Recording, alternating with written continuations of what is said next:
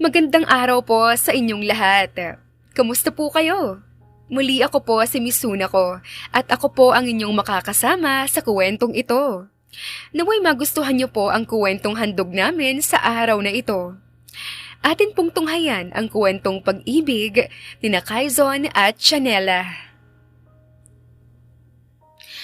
Masakit ang buong katawan ni Quezon dahil sa maghapon niyang pagtatrabaho. Lulan siya ngayon ng kanyang kotse at minamaneho iyon pauwi ng kanyang mansyon. Si Quezon ay namumuhay ng mag-isa dahil matagal na itong ulila sa pamilya. Tanging isang aso at 2 katulong lamang ang kasama niya sa bahay. Wala rin siyang driver dahil kaya naman niyang magmaneho. Isa pa, madalas ang punta niya sa bar. Kung kukuha siya ng tagapagmaneho, maaabala lamang siya nito sa pag-good time niya. Ay, ang sakit talaga ng likod ko. Saan kaya mayroong magaling na manghihilot? Magpamasahe kaya ako bago umuwi. Tanong niya sa sarili habang sinisindihan ang yosi na isinubo niya sa bibig. Ilang beses nang kinasa ni Quezon ang lighter na hawak niya, subalit ayaw nitong magbuga ng apoy. Dahil doon, kumunot ang noon niya at naiinis na tiningnan at inulit sindihan ang lighter na hawak niya. Nang sumindi yun, mariin niyang itinutok iyon sa yosi na nasa bibig hanggang sa magbaga yun nang biglang isang napakalakas sa sigaw ang muling nagpabalik ng tingin kay Quezon mula sa daan at doon ay bumungad ang isang babaeng nasisilawan ng ilaw ng kotseng minamaneho niya. Mabilis niyang inapakan ng preno, ngunit huli na ang lahat nang mabangga pa rin niya ito. Shit! Malutong niyang mura at ibinukas ang pinto ng kotse. Naibuga na lamang niya ang yosi na nasa bibig at saka patakbong umupo sa harapan ng babae at mas lalo siyang napamura ng malutong nang makita niyang malaki ang umbok nito sa tiyan. Damn it! Buntis pa pala.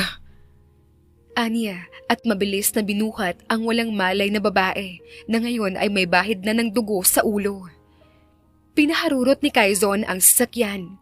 Dinala niya ito sa pinakamalapit na ospital at doon ay sandaling naghintay ng resulta mula sa doktor na tumingin dito.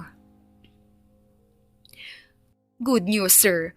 Okay naman po ang misis niyo. Hindi naman po sila napahamak ng baby niya.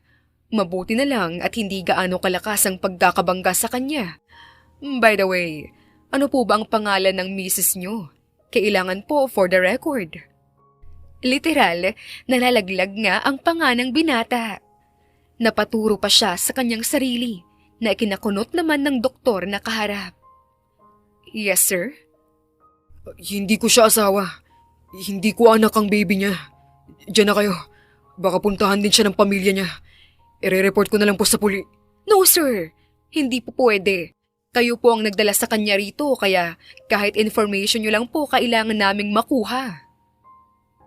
Pigil sa kanya ng doktor na ikinatigil niya. Napapikit tuloy siya ng mariin. Masakit na nga ang katawan niya. Sumakit pa ang ulo niya. Ayos, fine. Aniya at sumunod na sa doktor. Samantala nang magising si Chanela, maputing kisame agad ang bumungad sa kanya. Nang maalala niya ang nangyaring pagkakabangga sa kanya, napabalikwas siya ng bangon at kaagad na kinapa ang tiyan niya. Ang baby ko! Bulalas niya at nahimasmasan lang nang maramdaman niyang nasa loob pa pala niya ito at malaki pa rin ang umbok ng kanyang tiyan. Ayos, ito, phone. Masungit at walang ganang wika ni Quezon na hindi na maipinta ang muka na nakaupo lamang sa gilid ng kanyang kama. Ay, kabayo! Gulat na saad ni Chanela habang sapu-sapo ang dibdib. Lalo namang sumama ang mukha ni Quezon. What did you say? Ako? Kabayo? Excuse me? Umaapoy sa inis na saad niya. Hindi naman sa ganun. Nagulat lang ako. Anya naman at napatingin dito sa iniaabot nitong cellphone. Anong gagawin ko dyan? What? Hey miss, for your information, wala ka sa Mars at nasa Earth ka. Hindi mo ba alam kung para saan ang cellphone na to, ha? Napalunok naman si Chanela at saka binaba na lamang muli ang tingin sa iniaabot na cellphone sa kanya ng binata. Dahan-dahan niyang kinuha yon habang bumubulong sa isip ng, sungit naman nito, gwapo nga, buwisit naman. Tawagan mo ang mga relatives mo. O kaya yung asawa mong walang kwentang basta-basta ka nalang hinahayaang tumakbo sa gitna ng daan ng gantong oras. Mga nandadamay pa kayo sa mga katangahan ninyo. Inis na saad pa ni Quezon na ikinatahimik naman ng babae. Malalim siyang huminga at muling iniaabot sa binata ang cellphone nito na siyang nagpakunot sa noo ni Quezon. I said call your husband. Wala akong asawa. Wala na rin akong pamilya. Kaya kunin mo na muli yan. Hindi ko rin naman magagamit. What? Hindi nagsalita si Chanela. Nanatili itong tahimik at nakayuko habang hinahaplos ang malaki niyang umbok sa tiyan. Bunga lang naman to ng pangre-rape sa akin. Maikling saad niya na ikinatigil naman ni Quezon. Tila ang mainit niyang ulo, unti-unting bumababa ang temperatura. Dahil sa pangre-rape sa akin, nawalan ako ng pamilya. Pero kahit ganon, mahal ko ang baby ko. Hindi man maganda ang paraan ng pagkakabuo sa kanya, pero hinding-hindi ko siya pababayaan dahil wala naman siyang kasalanan. Sana lang talaga ako ang maging kamukha niya at hindi yung rapist na lalaking yun.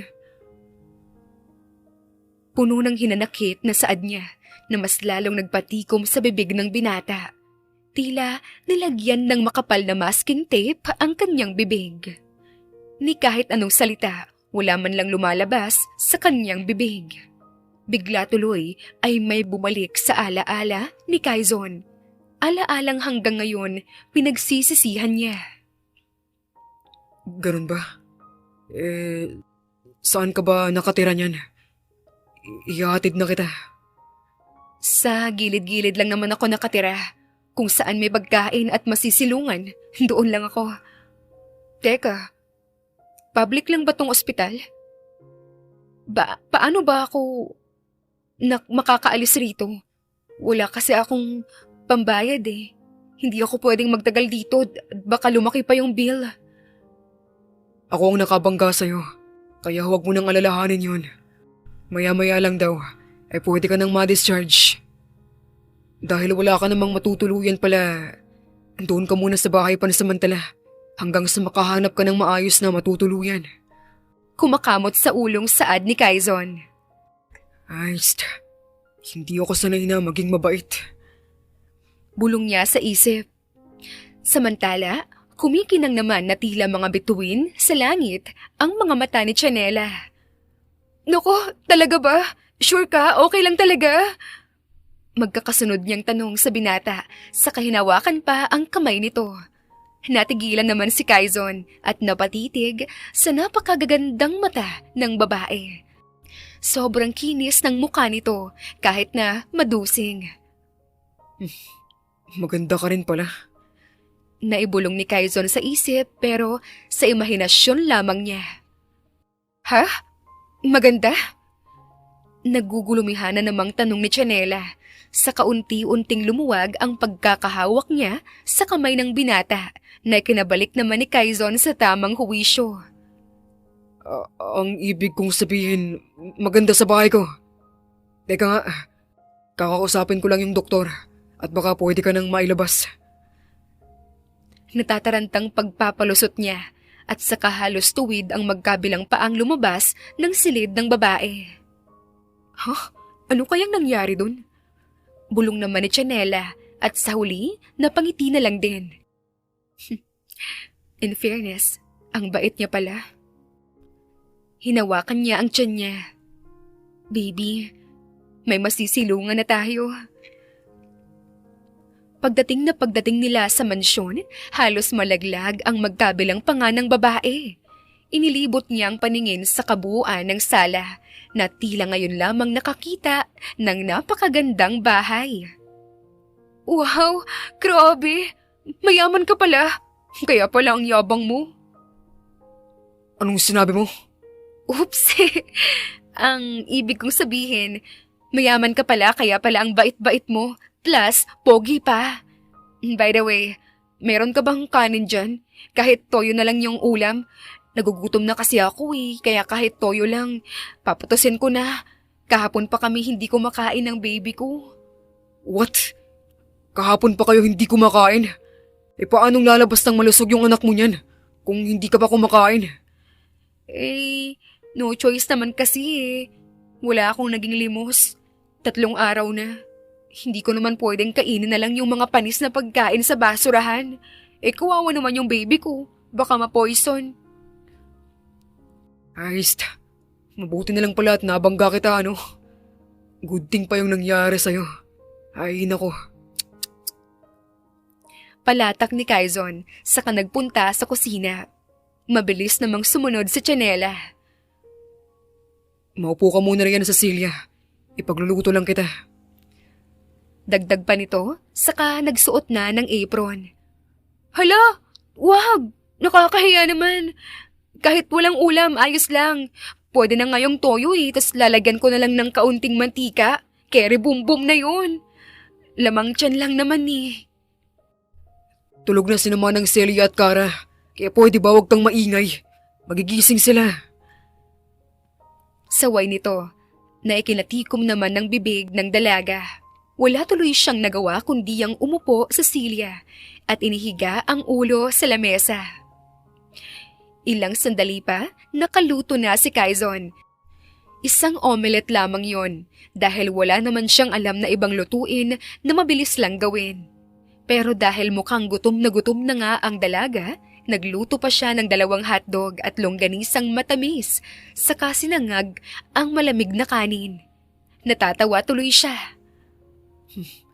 Breakfast sa hapunan, ha? Bulong niya at saka binuhat na ang mga niluto niya at dinala niya na ito sa lamesa nang bigla naman siyang natigilan. Tulog na ang babae. Tumutulo pa ang laway nito at malakas pang humilik. Ayos, ano ba naman yan? Inis niyang bulong, saka pagalit na ipinatong sa lamesa ang mga iniluto niyang pagkain na siya namang ikinabalikwas ng bangon ni Tsanela. Ay, kabayong buntis na ni-rapist!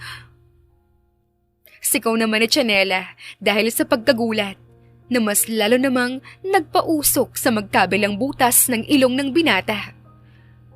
Kumain ka na lang. Prinsesang tulong laway na malakas maghilik. Inis namang saad nito. Pagkatapos, iniwan na ang babae na hindi man lang siya sinundan ng tingin. Ni hindi man lang nga siya nito sinagot pabalik. Sa halip, mabilis nang nagsabon ng kamay sa lababo at nilantakan ang mga iniluto niya. Napairap pa siya habang tinatapunan ito ng tingin at saka pumanhik na sa hagdan. Ayos, whatever. Kinabukasan, maagang nagising si Quezon dahil maaga pa ang pasok niya sa trabaho. Ang kusina, nakasanayan niya ng unang pinupuntahan dahil doon siya naghihilamos at nagsisipilyo. Subalit, halos iwanan siya ng kaluluwa nang magulat sa bumungad sa kanya. Isang nakaputing babae na mahaba ang buhok ang nakahiga sa semento. Bigla niyang naalala na may inuwi nga pala siyang babae kagabi at buntis pa. Shit! Nakalimutan ko palang ihatid siya sa guest room kagabi. Pero bakit namang literal na sa sahig ng kusina lang siya natulog? Pwede naman doon sa may sofa. Hilo ka ba? Kausap niya sa babae na mahimbing pa rin ang tulog. Umupo siya sa harap nito at pinagtatapik ang balikat ng babae. Uy! Uy! Gising niya rito ngunit umaatungal lamang ito sa reklamo. Hoy! Nakaharang ka dyan! Hoy! Sigaw niyang nagpabalikwas naman ng bangon kay Chanela. Ay, kayo po pala. Good morning. Sorry Dito na po ako natulog. Nakalak po pala ang pinto kagabi kaya hindi ako makalabas. Huwag po kayong mag-alala. Nilinis ko po lahat ng pinagkainan ko kagabi. At nagwalis na rin. At bakit ka naman lalabas Did you plan na matulog sa labas kung bukas ang pinto? Tumango naman ang inosenteng babae na siyang nagpatapik ng napakalakas sa noo ng babae. Ay, ano ba yan? Mababaliw ako sa'yo. Pasensya na po talaga. Huwag po kayong mag-alala. Tutulong po ako sa gawaing bahay dito. Paumanhin pa niya na ikinatigil naman ng binata sa pagsisipilyo hanggang sa marinig na lang nito na nag-umpisa ng magwalis ang babae. Okay, fine. Nang may pakinabang ka, hanggat nandito ka, mga tulong ka na lang. Tulungan mo sina Manang Celia at Cara sa pag-aasikaso nitong bahay. At suswelduhan na lang kita nang makaipon ka sa panganganak mo. Sagot naman ito habang nagmumumog. Tumayo naman ng tirik na tirik ang magkabilang tenga ng babae nang marinig ang sinabi ni Quezon. Naku, talaga po! Thank you, sir! Masayang wika naman niya at nagtatalon-talon pa at lumapit kay Quezon saka siya niyakap sa likod na kinatayo naman ng balahibo ni Quezon. Ano ba? Huwag mo akong yakapin. Teka, naligo ka na ba? Kailan ka pa huling naligo? Last week pa po. What? Tapos yayakapin mo ako? Ew! Maarting saad niya sa kapinagpag ang sarili. Manang Celia! Cara! Sigaw niya sa pangalan ng dalawang katulong. Sabay namang dumating ang mga yon na may hawak-hawak pang mga walis. Paliguan niyo nga itong babaeng ito. Pakabaho niya. Cara, meron ka bang maluwag na damit dyan? Nakasya sa buntis. Ipasuot mo muna sa kanya. At sa kanya pahiran ng deodorant ang kilikili niya. Napakabaho. Grabe naman siya sa akin. Mabuti nga nakaligo pa ako nung last week Ay nako. Ilang araw ang lumipas, naging maayos naman ang pangangatulong ni Chanela sa mansyon ni Quezon. Kahit na madalas ay nahihirapan siya, gawa ng malaki na ang tiyan niya at kabuwanan niya na sa susunod na buwan. Chanela, ihatid mo nga itong soup sa opisina ni Sir Quezon sa 3rd floor. Nagugutom na raw siya at gusto niya ng mainit na sabaw. Isabay mo na rin itong juice at sandwich. Malumanay na utos sa kanya ni Manang Celia habang nakangiti. Noted po, Manang Celia. Ihatid ko po ng safe. Safe na safe. Nang nasa 3rd floor na siya ng bahay ng binata, bigla naman siyang nalito sa magkakamukhang pinto ng mga silid doon. Teka, nasaan na ba yung office ng lalaking yun? Bakit magkakamukha yung pinto rito? Nasaan na ba siya? Sa ilang araw kasing nandito siya, ngayon lamang siya nakaakyat sa 3rd floor ng bahay nito. Sa kanyang katitingin sa kaliwat kanang mga pinto, hindi niya namalayan ang nakatumbang walis sa daraanan niya. Dahil doon ay na-out of balance siya at natapilok. Bumagsak sa sahig ang daladala niyang pagkain para kay Quezon na nagresulta ng napakalakas na ingay. Samantala bigla namang napatayo ng wala sa oras si Quezon. Nasa kalagitnaan pa man din siya ng meeting sa kanyang kliyente ngayon. Pero dahil sa malakas na ingay ay naggalit ang kliyente na sobrang problemado pa man din. Dahil doon, mabilis ding uminit ang ulo ng binata at nilabasan ang kung sino mang gumawa ng ingay sa labas ng kanyang opisina. Sino ba yan Halos makabibinging sigaw ni Quezon, ngunit natigilan nang makita si Chanela na dinudugo na pala at namumutla. Damn, Chanela! Mabilis niyang binuhat ang babae at itinakbo papunta sa kanyang kotse. Nagulat pa ang dalawang kasambahay, lalo na si Manang Celia, sa nakita dahil kanina lang ay okay pa ito at malawak ang ngiti sa kanya. Manang, sumama ka. Hindi ko alam ang gagawin sa ospital. Wika niya ng pasigaw habang patuloy na itinatakbo ang babae palapit sa kotse nito. Okay po, Sir Quezon. Pagdating sa ospital, napaanak ng wala sa oras si Chanela. Napaaga tuloy ang paglabas ng baby niya dahil sa pagkakatapilok niya kanina. Sigaw siya ng sigaw habang nanganganak. Pinagbabantaan niya ang nang-rape sa kanya. Anya pa pagbababarilin niya daw ito sa itlog nito. Samantala, ang nanunood at hindi maipintang mukha ni Quezon ay mas lalong lumukot. Pagbababarilin niya daw sa itlog? Naibulong ni Quezon, sabay lunok ng malapot. Ayan, lumabas na si baby. Babae ang anak mo, Chanela. Congratulations, Sir Quezon. Masayang wika ng doktor. Hawak nito ang bagong silang na sanggol na ngayon napakalakas na umiiyak at sobrang lusog. Tila binuhusan naman ng nagyayelong tubig si Quezon, lalo na nang kalabitin siya ng nasa kanyang tabi na si Manang Celia. Anak mo raw, Sir Quezon. What?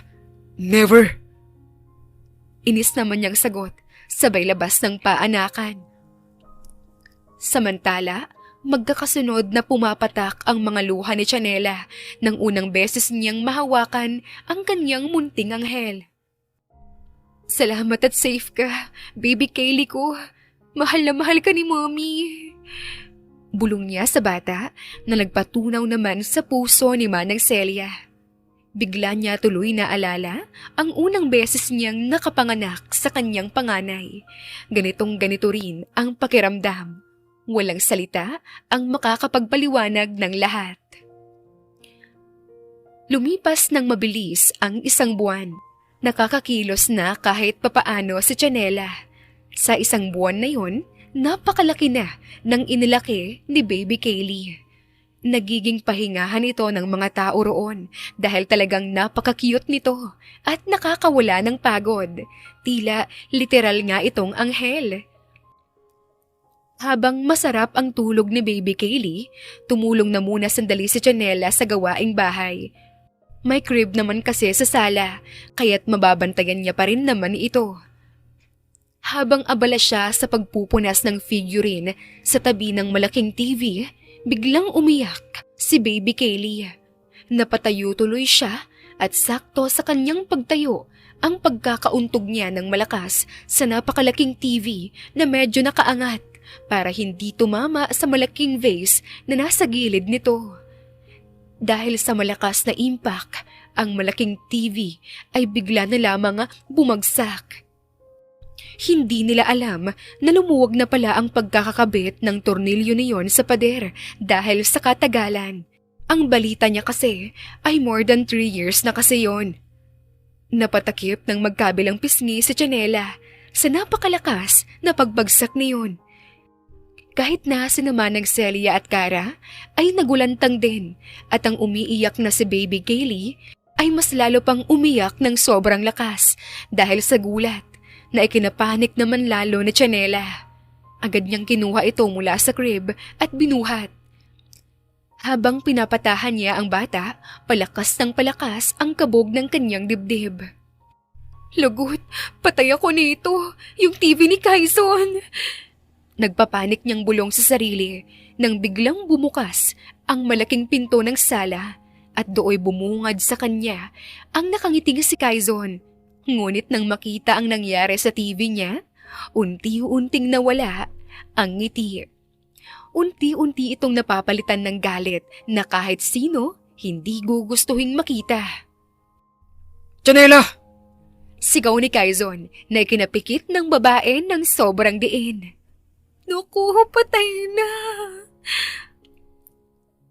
Ilang araw ang lumipas na kahit tingin o isang tapo ng salita o maski letra, hindi man lang nagawa ni Quezon para kay Chanela. Talagang kumukulo na ang dugo nito sa babae dahil ang TV pa naman na yun ay ang kauna-unahan niyang pundar noong pangatlong sahod niya. Mahigit 100,000 yun tapos sinira lang ng isang iglap ng Chanela na yun. Gusto kitang kalbuhing babae ka. Buwisit ka. Nakatikom ang bibig at kamaong bulong ni Quezon. Pagkatapos, hinampas yun sa lamesa. Lulan siya ngayon ng kanyang opisina sa bahay. Dahil sa sobrang stress sa pinakamamahal niyang TV, inapoy pa siya ng lagnat at hindi nagawang pumasok ng ilang araw. Samantala, naagaw naman ng pansin niya ang kumatok sa pinto. Malalim siyang huminga saka nagsabi ng pasok na siya namang ginawa ng nasa labas ng pintuan. Naaamoy pa lamang ni Quezon ang pabango ng babae ay para na namang sasabog ang ulo niya sa galit. Sir Quezon, heto na po yung gamot niyo po at pagkain. Kumain na po kayo para po makainom na po kayo ng gamot. Si Manang Celia ang gusto kong magdala ng pagkain ko, Janela. Ilabas mo yan at sabihin mo sa kanya na igawa ako ng bago. Naiintindihan mo ba, ha? Umaapoy sa galit na sigaw nito sa kanya with matching paghampas pa sa lamesa na siya namang ikinagulat ng kabadong-kabadong si Janela. Dahilan para ang dala niyang pagkain, tubig at gamot ay bumagsak sa sahig na nagkos ng malakas na ingay. Pagsambulat ng pagkain at pagkabasag ng mga pinggan. Dahil sa nangyaring iyon, ang magkabilang tenga ni Quezon ay sabay na nagpanting. Janela! Sorry po, hindi ko po sinasadya. Lilinisin ko na lang po, Sir Quezon. Natatarantang saad naman niya na ngayon ay hindi malaman ang gagawin. Utang na loob, Janela. Lumabas-labas ka ng office ko at baka hindi kita matansya. Mariin sa pagkakapikit ng mga matang wika ni Quezon habang ang dalawang kamay ay nakapamewang ng nakakuyom ang kamao. Napalunok naman si Janela at hindi agad nakapag-response dahilan para si Quezon ay mas lalong nagwala. Pilit niyang pinapalabas si Janela sa pamamagitan ng pagsigaw nito. Itinuguro pa nito ang pinto. Opo, sir. Sagot naman ni Janela na natataranta at halos magkandapa-dapa pa sa paglabas ng silid. Hindi tuloy niya namalayan ang bubog na naapakan dahil sa kaba, ni hindi niya ngayon naramdaman. Samantala, madiing napahilot ng sentido si Quezon. Christ, puro sakit talaga ng ulo ang alam niyang gawin. Ay naku, Janela. Bulong niya sabay upo sa kanyang silya. Samantala, ilang bakas naman ng dugo sa puti niyang tiles ang nakaagaw ng kanyang pansin. Napakunot ang noo niya at nilapitan iyon. Bakit may dugo rito? Shit! Nabubog pa yata yung tanga. Hinanap ni Quezon ang babae sa kusina kung nasaan si Nakara. Ngunit sagot ng mga ito, hindi pa raw bumababa. Naisipan tuloy niyang puntahan ito sa silid nito. Wala sa kanyang sariling binuksan ang nakaawang na pinto nang makita niya roon ang babaeng umiiyak at nililinis ang sugat na hanggang ngayon sagana pa rin sa pagtulo ng dugo. Sa akin na nga yan. Naiinis pa rin si Quezon kung bakit ba naman kasi hindi nag-iingat ang babae. Napaka-clumsy nito. Puro na nga kapalpakan, puro pa katangahan. Sir Quezon. Itika mo nga yung bibig mo. Mas lalo akong naiinis. Wika pa ni Quezon at mas pinagtuunan na lamang ng pansin ang ginagawang paglilinis sa paa ng babae. Pwede bang sa susunod, mag-iingat ka naman? Paano kung nabubog ka at buhat mo yung bata? Tapos natapilok ka pa. Eh di pati yung bata na pahiga sa bubog. Mag-isip ka nga, Janela. Napaka-clumsy mo. Iritadong saad ni Quezon sa mukha ng babae na ikinayuko naman ni Janela. Mas lalong bumuhos ang mga luha niya. Ayos, huwag kang umiyak dyan. Magigising yung bata. Anito nang tapunan ng saglit na tingin ang batang natutulog sa crib. Ikaw nga tong naninigaw eh. Nabubog na nga ako. Nilalait mo pa ako. May bubog pa sa laman. Ayos. Hindi ko kayang matanggal yung bubog. Ayoko talaga ng dugo eh. Ay nako. Inis namang saad niya at bigla na lamang tumayo at may tinawagan sa kanyang telepono.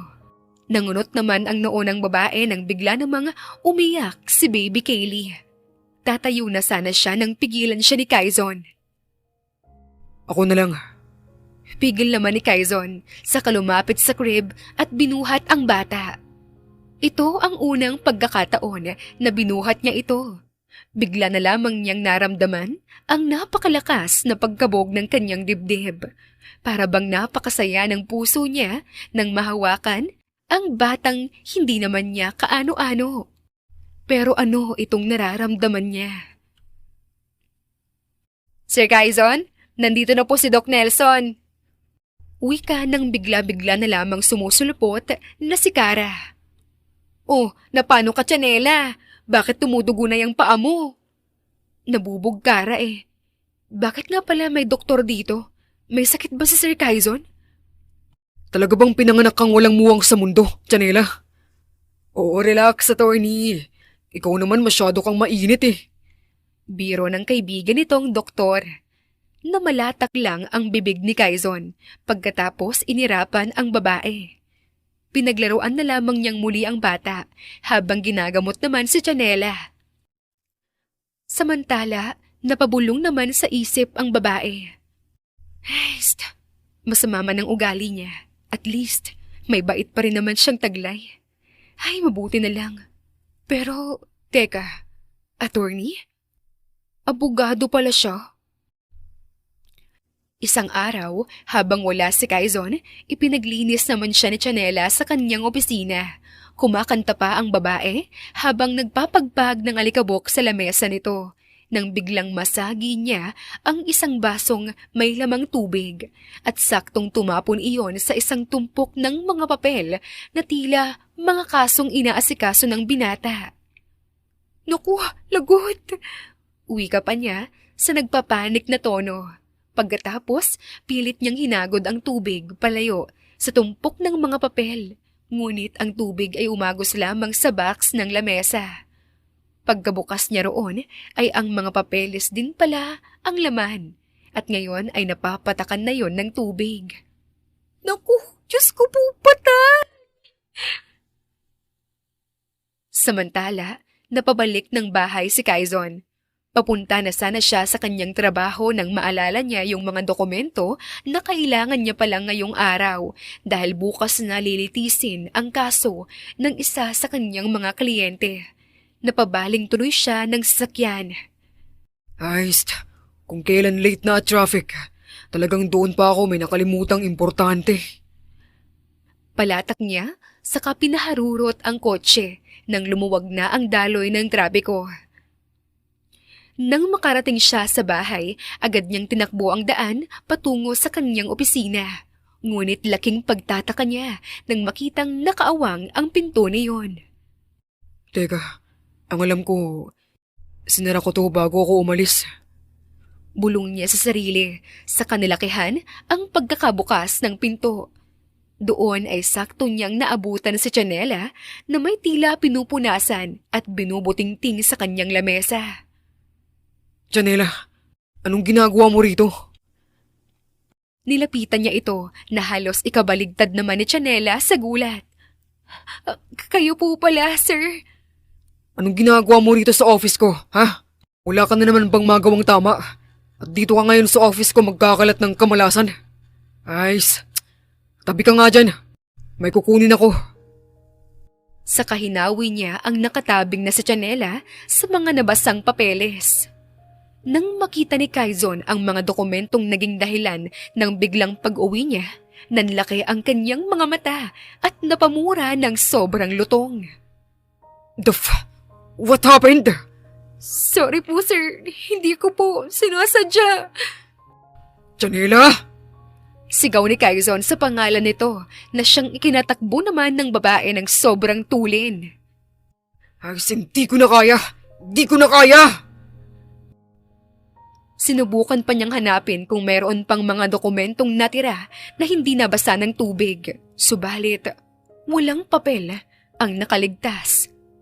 Mabilis niyang tiningnan ang nasa loob ng box sa kanyang lamesa. Napamura pa siya ng malutong nang makitang pati pa pala yun, basa rin ng tubig.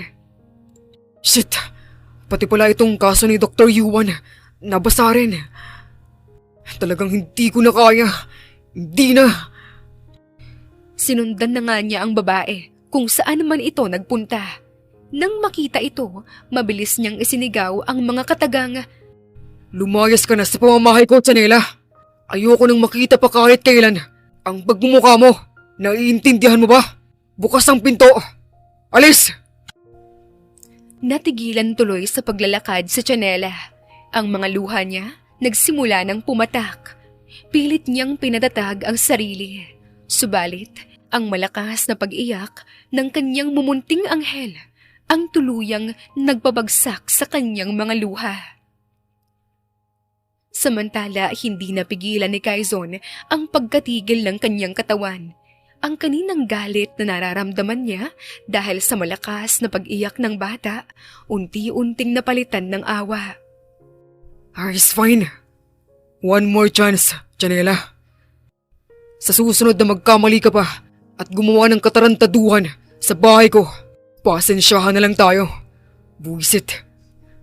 Banta pa niya, saka dinaanan na lamang ang mag-ina. Sorry po, sir, Quezon.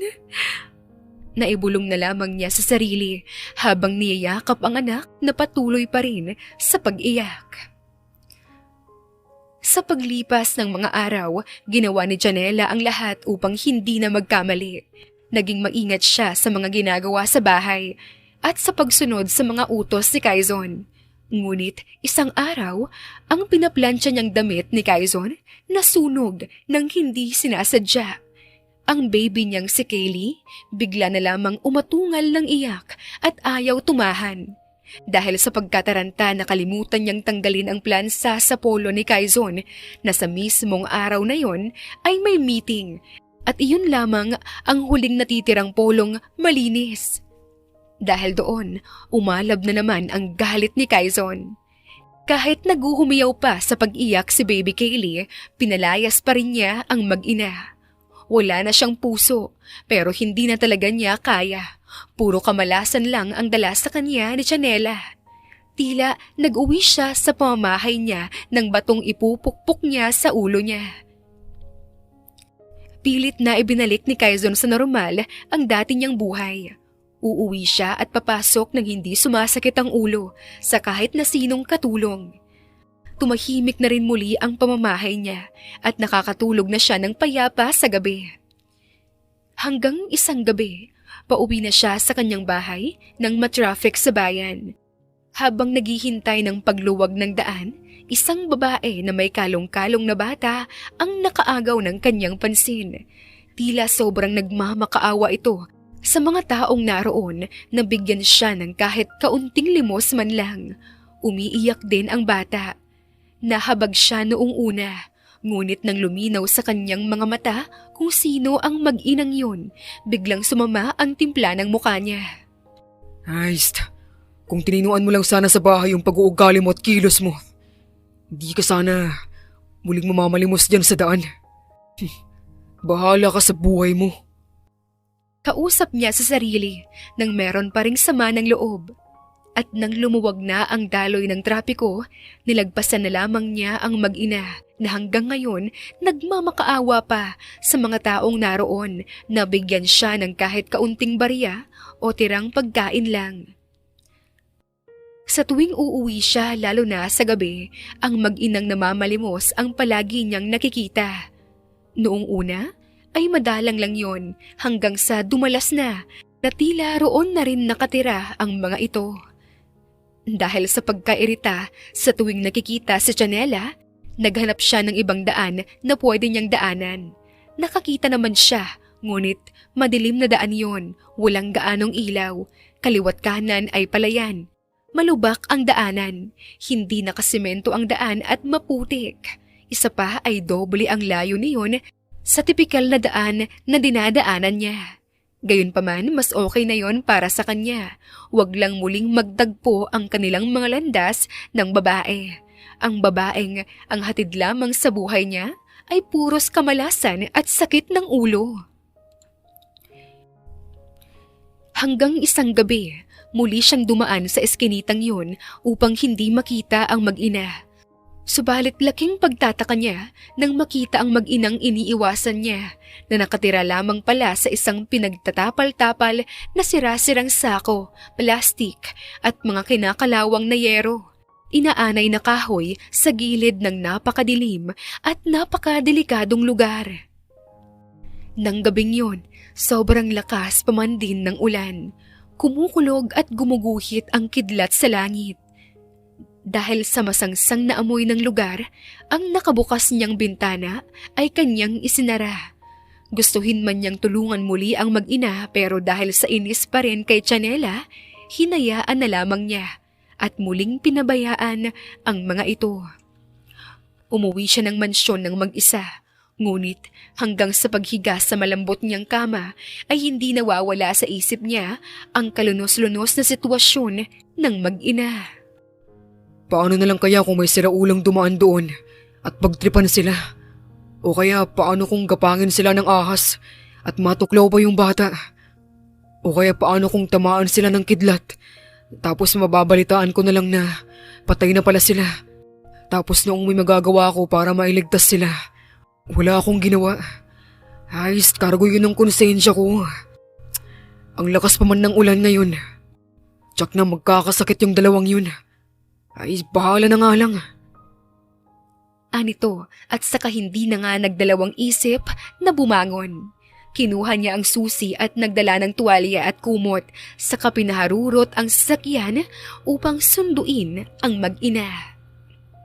Pagkarating niya sa lugar kung saan niya nakita ang dalawa kanina, naabutan niyang nangangatog na sa lamig si Chanela habang umiiyak naman si Baby Kaylee. Shh! Tahan na, baby. Titila rin po yung ulan, ha? Tahan na, anak. Nandito lang po si mommy. Oh, Diyos ko. Patilahin niyo na po yung ulan. Nababasa na po si Baby Kaylee. Baka po magkasakit ang anak ko. Hindi na baling ako na lang po. Huwag lang po ang baby ko. Dasal niya sa langit na siyang halos bumasag sa matigas na puso ni Quezon. Ayos, bakit kasi nagawa ko pa kayong tiisin? Bulong naman ni Quezon sa sarili at sa kabigla na lamang pumasok sa loob ng tapal-tapal na bahay ni na Chanela. Tara na, umuwi na tayo sa bahay.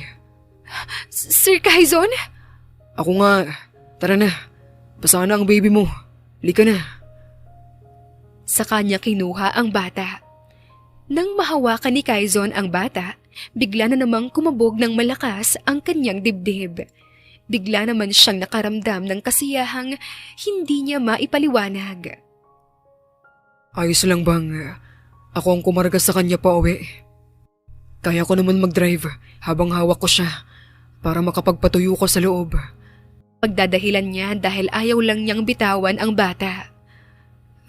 Baka po hindi ka po makapag-drive ng maayos. Ako na lang po. No, kaya ko. Don't worry. Sige na, pasok ka na sa loob. Tugon pa ni Quezon at saka pinagbuksan ng pinto ang babae at sumakay na rin siya sa driver's seat. Sa buong biyahe, naging tahimik lamang si Chanela. Pinagmamasdan niya ang kanina pang humahagik-gik sa tawang si Baby Kylie at ang amo niyang si Quezon. Sa isip-isip, napakasarap nilang tingnan para silang mag-ama. Napansin tuloy niya na meron silang kaunting pagkakahawig. Kung nasisigurado lang talaga ni Chanela na si Quezon ang nang-rape sa kanya, mapagkakamalan niya talaga na mag-ama ang mga ito. Pero malabo. Masama man ang ugali ni Quezon, may kabutihan din ito at hinding-hindi nito magagawang mga abuso sa kahinaan ng babae. Alam niyang malaki ang respeto nito sa mga kababaihan at doon siya rito humanga. Nang makauwi sila sa bahay, masayang sinalubong sila ni Manang Celia at Cara. Ay, sobrang na-miss ka namin, Chanela. Lalong-lalo ka na, Baby Kylie. Pahalik nga, anak. Saad ni Manang Celia at magiliw na hinalik-halikan ang tumatawang bata. Anong mabuting hangin ang humipo sa inyo, Sir Quezon? Mabuti sinundo niyo po sila. Siguro po type niyo po si Chanela ano? Kayo sir. Pangaasar naman ni Kara na ikinapula ng magkabilang pisngi ni Quezon. Ano? Hindi Ay, paliguan niyo na nga yung dalawang yan at bihisan niyo ng bago. Matutulog na ako. Piniperwisyo niyo na naman ako Janela. Puyat na naman ako dahil sa inyo. Ay naku, bad trip naman. Bad trip na ani ni Quezon kahit ang totoo, nagbabago lang ng topic. Buwisit ka talaga, Kara. Nagawa mo pa akong asarin. Bulong niya at hindi pa rin naiwasan ang mapangiti sa huli. Hindi niya maintindihan pero nang makabalik ang mag-ina, para bang biglang sumaya ang puso niya sa hindi malamang dahilan. Dahil sa mga naging pagkakamali noon ni Chanela, sa pagkakataong ito talagang natuto na siya. Natuto na siyang ingatan ang tiwala, pasensya at mga gamit ng binata. Iniwasan niya na ang pagiging clumsy niya. Mas natutunan niyang maging alerto sa paligid niya upang makaiwas siya sa disgrasya na baka magdulot na naman ng pag-init ng ulo ng binata. Dahil doon ay natuwa naman si Quezon. Unti-unti niyang nakikita kay Chanela ang pagiging maingat nito. Kahit naging masama siya sa part na pinalayas niya ito at tiniis ng halos umabot ng 2 buwan, natuto naman pala ito. Janela, sabihin mo kay Manang na meron akong meeting mamayang 1:30 PM dito sa room ko. Pagdala niya kamo ako ng mamimerienda, yung kakaiba naman at masarap. Sawa na ako sa sandwich. Utos sa kanya ni Quezon nang magtagpo ang mga landas nila sa hallway ng 2nd floor.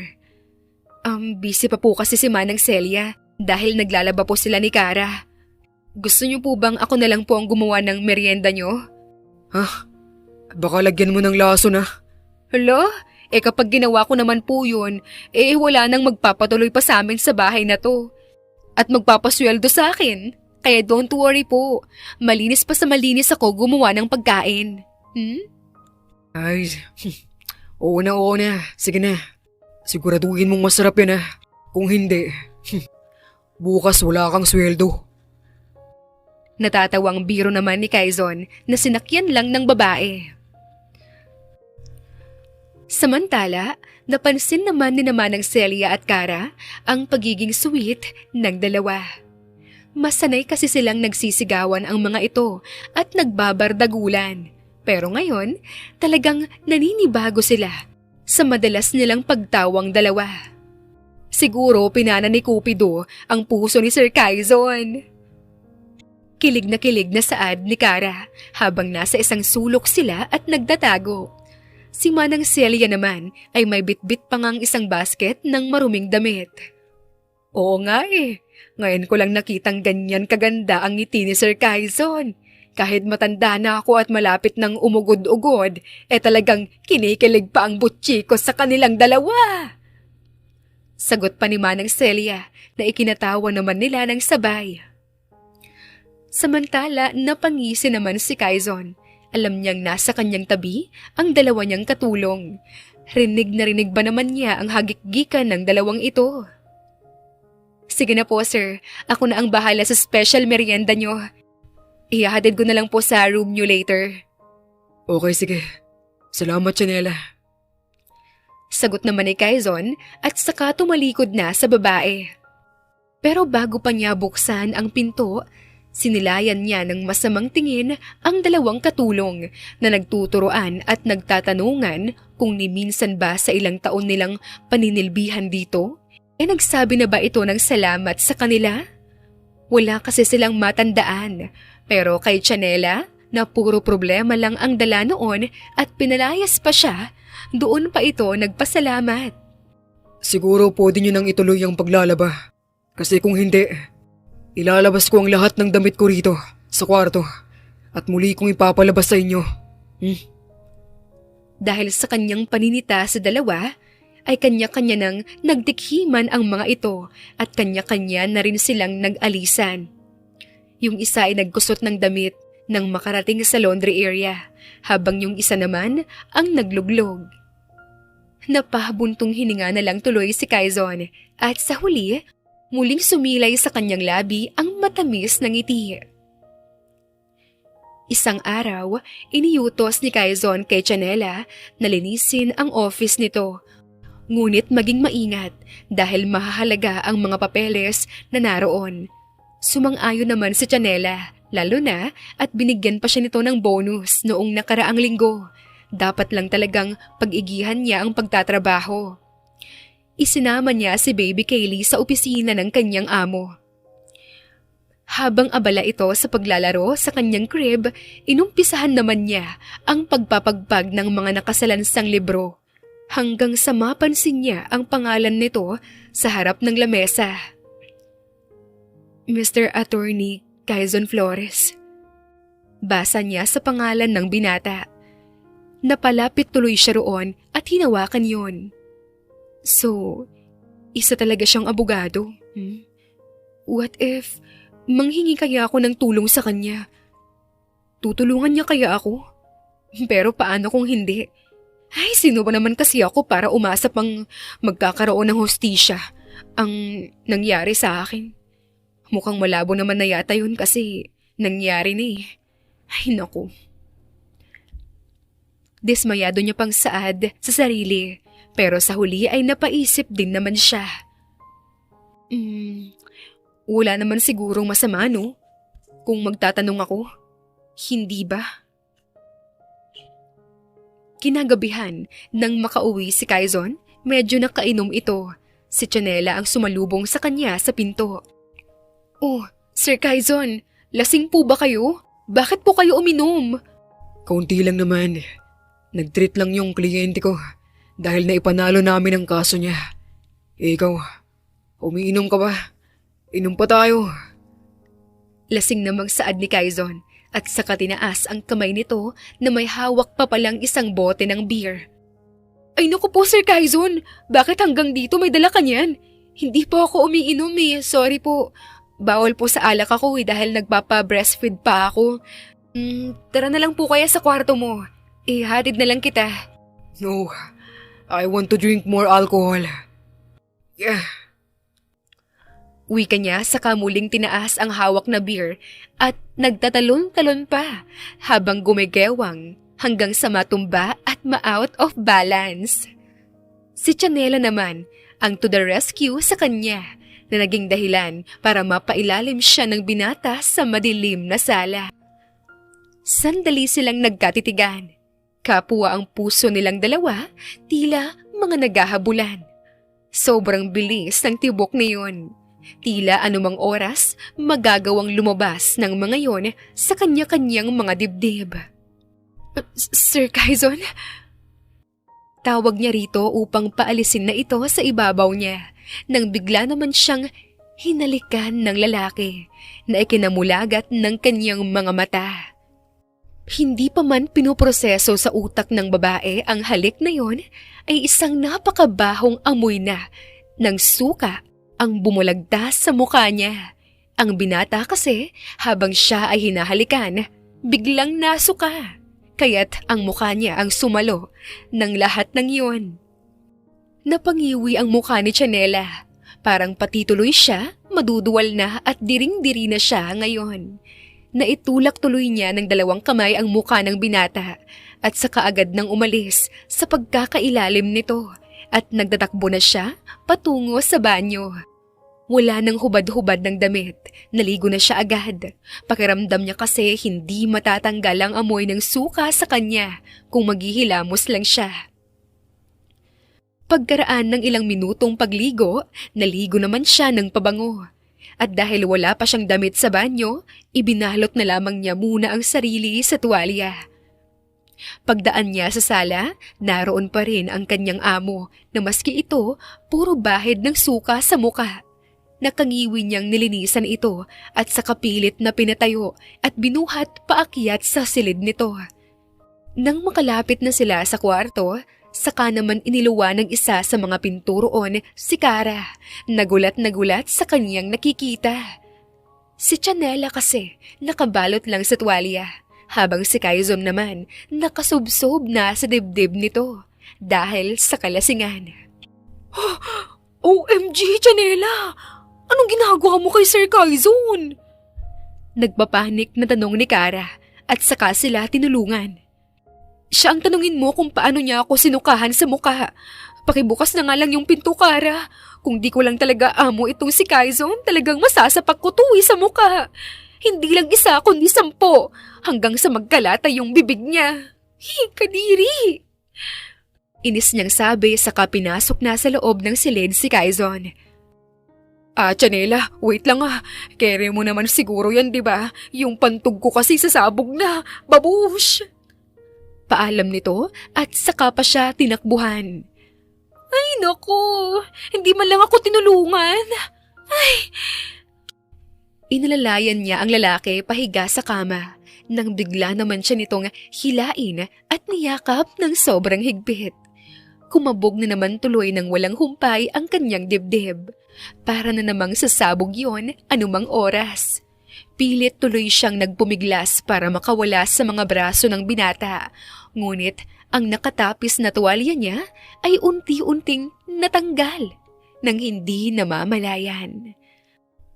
Napasigaw na lamang siya nang maramdaman ang tuwalya sa katawan niya na unti-unti nang nalalaglag dahil sa kakulitan ng binata. Dahil doon, si Kara na kasalukuyan pang umiihi sa banyo ay napatayo nang wala sa oras. Hindi na niya nagawa pang tapusin ang pag-ihi at hindi na rin ito na-flush pa ang ihi sa inidoro at mabilis nang tumakbo patungo kay Janela na bigla na lamang sumigaw. Ganoon din naman si Manang Celia na napabalikwas ng bangon dahil sa naging malakas na pagsigaw ni Janela. Ang bata ring si Kaylee ay naguhumiyaw na rin sa iyak dahil sa gulat. Sabay-sabay tuloy silang nagpunta sa kwarto ng binata kung saan nila narinig ang boses ng dalaga. Bit-bit pa ni Manang Celia ang bata at nang pasukin nila ang silid. Kapwa nanlalaki ang mga mata nila nang makita si Janela na hubot-hubad at pinapaibabawan ni Kaizon habang hinahalik-halikan. Naitakip tuloy ni Manang Celia ang isang kamay sa mga mata ni Baby Kaylee. Sa tingin ko, kailangan na nating bumalik sa kwarto, Kara. Uwi ka ni Manang Celia at nauna na sa pag-alis. Subalit, si Kara ay naiwang laglag ang magkabilang mga mata at panga sa gulat. Dahil doon, hinila na siya ni Manang Celia sa tenga niya. Oo naman, ang sakit, aray ko. Ay dako, Diyos mo, saka talaga, hayaan mo sila. Anito at saka nagawa pang paluin ang puwetan ni Kara. Kinabukasan ay naunang nagising si Kaizon. Ulo niya ang una niyang nahawakan dahil sobrang sakit niyon. Parang binibiyak na hindi niya maintindihan. Napabangon tuloy siya at hinilot yun at saka lamang niya napansin na wala pala siyang suot pang itaas. Pilit tuloy niyang inalala kung paano siya nakauwi kagabi dahil ang huli lang niyang natatandaan na ipanalo nila ang kaso ng kliyente niyang Chinese at nagpainom ito tapos wala na. Mag-uunat na sana siya nang bigla namang nahagip ng mga mata niya yung mga naggalat na damit sa semento. Meron pang puting tuwalya ron na hindi niya alam kung kanino. Kulay itim kasi ang kanyang mga tuwalya kaya bigla siyang napakunot noo. Kanino yun? Tanong niya sa sarili nang bigla siyang may naramdamang sumipa sa paa niya sa ilalim ng kumot na ikinagulat niya. Wala. Napayakap siya sa sarili. Pagkatapos, mabilis na nalingon ang kaliwang bahagi ng kama at isang pamilyar na muka ang bumungad sa kanya. Janela? Napalunok tuloy siya ng malapot na laway. Dahan-dahan niyang tiningnan muna ang sarili at saka kinakabahang iniangat ng kaunti ang kumot na tumatabing sa kanyang kabuuan. At nang makita niya si Junjun na medyo galit pa, nakabulagta sa harapan niya, ay otomatiko siyang napasigaw ng malakas. Dahil doon, ang mahimbing sa pagkakatulog na si Janela biglang napabalikwas ng bangon. Sunog! Sunog! Nasaan ang sunog? Nasaan? Sigaw niya at lumingon sa kaliwat kanan. Hindi tuloy nito namalayan na ang namimilog niyang mga bundok nawalan ng panabing na kumot. Ang mga mata tuloy ni Quezon ay ibig lumuwa dahil sa nakita. Nang mag-sink in naman sa isipan ni Chanela ang pagmumukha ni Quezon sa harapan niya at nang maalala ang nangyari kagabi, siya naman ang napasigaw ng sobrang tinis. Dahil sa gulat, napasigaw na rin tuloy si Quezon. Ang dalawang katulong naman na nasa kusina, naghagikgikan sa kilig. Nag-aapiran pa ang mga ito habang nilalaro si Baby Kaylee. Paano ba yan, baby? Meron ka ng bagong daddy, tapos magkakaroon ka na agad ng kapatid. Yay! High five tayo, Baby Kaylee! Dahil sa pangyayaring iyon, sina Quezon at Chanela halos 3 linggo nang hindi nag-uusap. Walang kahit na sino sa kanila ang may lakas loob na kausapin ang isa't isa. At dahil sa inis ni Kara, siya na ang gumawa ng hakbang.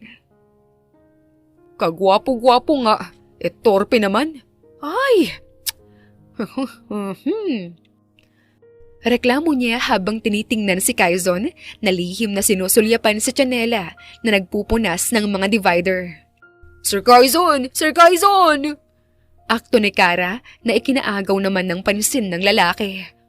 Natataipo kasi ako. Inuutusan po ko ni Chanela na iabot ito sa kanya. Pwede po bang kayo na? Nadjajabs na po talaga ako eh. Talagang lalabas ng sama ng loob ko sa buhay. Dugtong pa ni Kara at ang basahan na may tubig sa palanggana, bigla na lamang niyang iniwan sa mga kamay ng binata na hindi man lang nakuhang magsalita. Ay, ako ang amo pero ako ang inuutusan. Ay, buwisit ka talaga, Kara.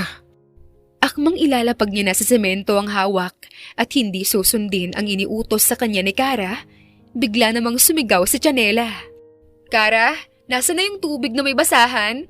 Ang dumi na ng katas ng ginagamit ko. Hindi kasi ako makatayo kapag nakita ko ni Baby Kaylee, iiyak yun. Uwi ka nito at dahil doon, walang nagawa si Quezon kundi ibigay na lamang yon kay Chanela. Oh, eto na. Sagot naman ni Quezon na ikinagulat naman ni Chanela. Sir Quezon, naku, pasasya na...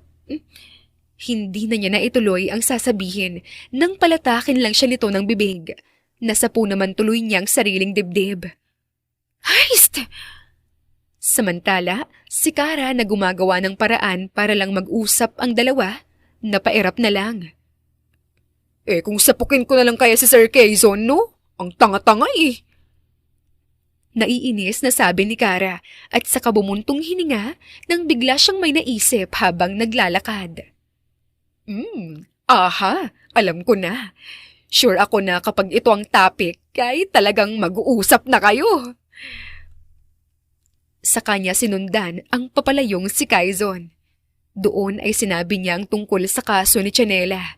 Nai-open kasi nito sa kanya noong isang araw na gusto nitong magpatulong sa binata tungkol sa paglutas sa kaso nito at mahanap kung sino ba talaga ang gumahasa sa kanya. Kaso nahihiya raw ito na kausapin siya tungkol doon dahil nga sa nangyari sa kanila ng binata. Dahil alam din naman ni Quezon na kasalanan niya ang lahat ng nangyari sa kanila ni Chanela, pumayag siya para makabawi man lang kahit papano, kahit sa ganoong paraan man lang matulungan niya ito.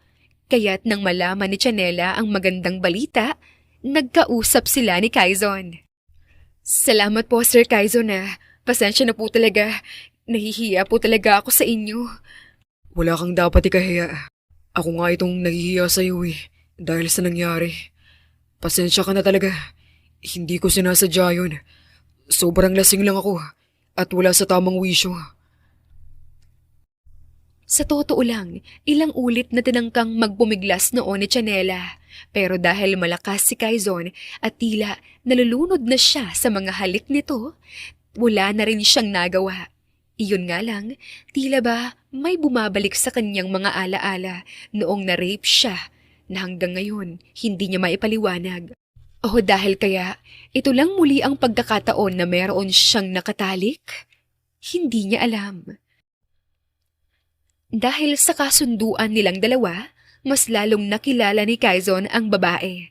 Isa pala itong anak mayaman dati, pero dahil nabuntis at ayaw siyang paniwalaan na na-rape siya, itinakwil siya ng pamilya. Hindi matanggap ng pamilya nito, lalo na ng ama nito, na naging kaladkarin ang anak. Kaya't noon pa man, gusto nang patunayan ni Chanela na hindi siya kaladkarin at ni minsan hindi niya sinuway ang ama. Talagang nagahasa lang ito at napagsamantalahan ang kahinaan. Mas lalo tuloy na convinced si Quezon na tulungan ang babae.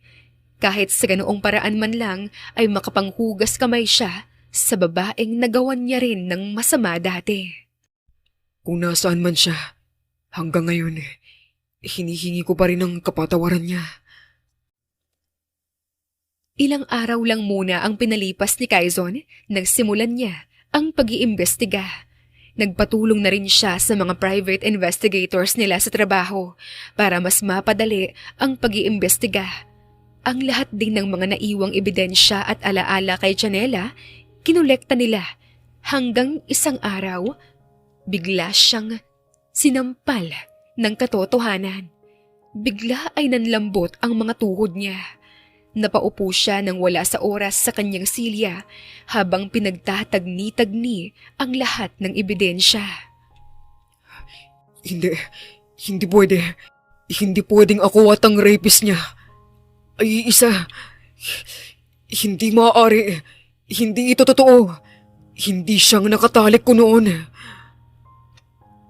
Mahigit 1 taon na kasi ang nakararaan nang mapagtripan siya ng barkada. Nag-inuman sila at nang malasing, bigla na lamang siyang pinatulog ng mga ito sa isang 5-star hotel at meron palang isang dalagang natutulog doon. Doon sa isang silid na yon. Natutulog dahil sa sleeping pills na itinurok dito. Dahil sa sobrang kalasingan, ang masamang balak sa kanya ng mga kaibigan, nakagat niya. Isang hindi kilalang babae ang natatandaan pa niyang umiiyak, ngunit malabo ang mata niya dahil nga sa kalasingan. At ito ang nasipingan niya. Nagulat na lang siya kinabukasan nang mag-isa na lamang siya sa kwarto at may bahid doon ng dugo. May naiwan din doon na underwear. Nasapu niya ang ulo sa nagawang katangahan. Kinumpronta rin niya ang mga kaibigan na tinatawanan lang siya. Dahil sa pagkainsulto, tinalikuran niya ang mga ito at hanggang sa panahon ngayon, hindi pa rin niya pinapansin ang mga yon. Nasa Canada at Amerika na kasi ang mga kaibigan niyang yon. Nagkawatak-watak sila simula ng araw na naggalit siya ng sobra. Anito, isang virgin at walang kamuwang-muwang na babae ang pinangtrip sa kanya. Nang dahil sa pagiging mapanukso nila, isang buhay ng babae ang kanyang nasira.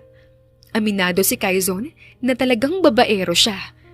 Kapag naghanap ang katawan niya ng pagnanasa, ginagawan niya ito ng paraan.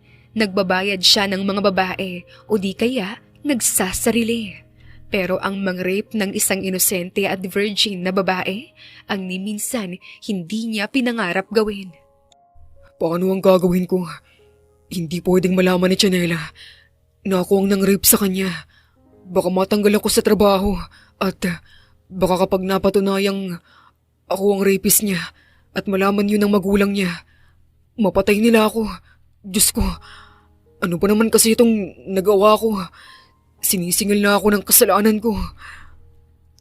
Bulong niya sa isip at stress na napasabunot sa ulo. Upang ma-double check niya ang mga nakalap na ebidensya, ang anak ni Chanela na si Baby Kaylee, pina-DNA test niya. Palihim lamang siyang kumuha ng ilang peraso nito ng buhok at saka yun pinatest gamit din ng kanyang buhok.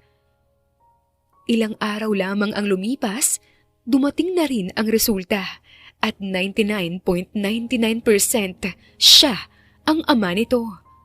Muli niyang nasabunutan ng ulo. Kaya ba, sobra akong na-attach sa batang yun? Anak ko pala siya. Tanong niya sa sarili nang biglang mag-flashback sa isip niya ang mga eksenang pinalayas niya na ang mga ito, iniwasan, ipinagtabuyan at pinabayaan noon sa gitna ng nakakatakot at napakadilim na daan. Napatayo tuloy siya at nasuntok ang matigas na pader sa likod niya. Dom Quezon, wala kang kwentang ama. Wala kang kwenta. Ilang araw siyang nag-isip-isip. Talagang hindi niya maaaring ilantad ang sarili. Mapapahamak siya at ang napakagandang trabaho niya. Kaya't isang bagay lang ang naisip niyang gawin. Iyon ay ang bumawi sa lahat ng pagkukulang niya sa mag-ina. Ang pagiging mainitin ng ulo niya, pilit niyang binago. Madalas siyang mag-uwi ng masasarap na pagkain, gatas at diaper ni Baby Kaylee, mga laruan at mga damit. Binibilhan niya rin si Chanela at ang dalawa pa niyang katulong para hindi magtaka ang mga ito. Sabay-sabay na rin silang kumakain sa hapag at tinaasan pa niya ng sweldo si Chanela ng palihim. Samantala, binigyan din naman niya ng karagdagang bonus sinama ng Celia at Cara. Inaalok niya rin ang mga ito na lumabas, kahit minsan lang sa isang buwan. Siya ang sumasagot ng lahat ng kanilang gastusin, makabawi lang siya sa kanyang mag-ina. Naging caring din siya sa mga ito at sweet, bagay na hindi nakakaligtas sa paningin ni naman ng Celia at Cara. Cara, napapansin mo ba si Sir Quezon? Sobrang lapit niya kay kina Chanela, no? Tanong ni Manang Celia sa naguhugas na pinggan na si Cara. Ay sus, Manang, dati ko pa yung napapansin. Ako pa nga ang gumawa ng paraan para mag-usap sila dati. Siguro, nung nagchuchuk-tsakan sila dati, na-fall sila sa isa't isa. Kinikilig na talaga ako, Manang. Sagot naman ni Cara na umakto pa talagang kinikilig. Napangisi naman si Manang Celia at sinapok ang ulo niya. Ay nako, puro ka talaga kalokohan. Mukha kang inasin ng aswang. Mabilis namang nawala ang ngiti ni Cara. Sabay pang bumagsak ang magkabilang balikat nito. Ay, grabe si Manang oh. Aswang talaga. Ang sama naman. Maktol pa niya at saka padabog na nag-urong. Pero, naiisip mo ba? Paano kung si Quezon ngayong ama ng bata? Paano naman mangyayari yun? Hindi mo ba napapansin? Habang lumalaki si Kaylee, nagiging kahawig siya ni Quezon. True ba? Pero alam mo, Manang, sana talaga magtatay na lang sila kasi bet na bet ko sila. Kapag nakikita ko silang magkakasama at masaya, mukha silang happy family.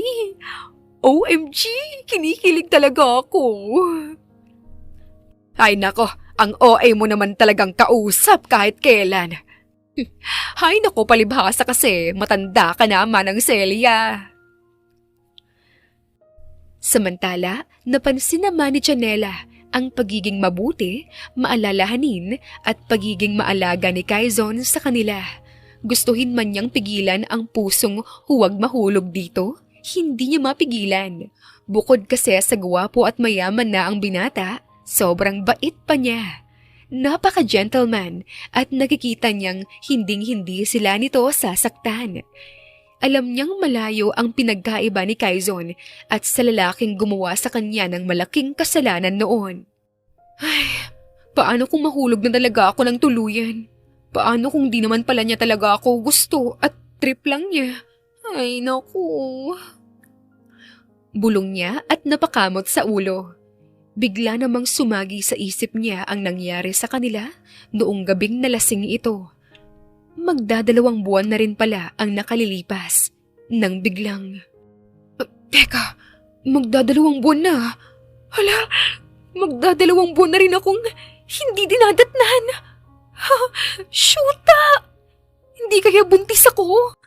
Naku! Nang lumabas iyon sa kanyang bibig, otomatikong nanlamig ang buo niyang katawan mula ulo hanggang paa. Shema, hindi pwede. Kakaere ko nga lang kay Baby Kaylee tapos nadisgrasya na naman. Ano to? Yearly buntis? Shit! Ano ba naman yung katangahan na ginagawa mo, Janela, sa buhay mo? Anya at pinagtutuktukan ng sarili. Bibili na nga lang ako ng PT. Ano ba naman yan? Reklamo pa niya at kumuha ng pera sa pitaka. Subalit, biglang umiyak si Baby Kaylee, kaya't hindi siya nakaalis. Oy, Janela! Pauwi na raw si Sir Quezon. Pinapalinis niya sa akin yung opisina niya at marami daw siyang gagawin. Kaso, masusunog itong niluluto ko kung hindi ko aasikasuhin. Ikaw na muna ang maglinis ng office niya. Sige po, Manang. Ako na po ang bahala. Salamat, Janela. Tiningnan naman ni Janela ang bata at kinigiliti ito ng halik sa tiyan. Ano ha? Lilinisin daw natin yung office ni Sir Quezon. Kaya tara na.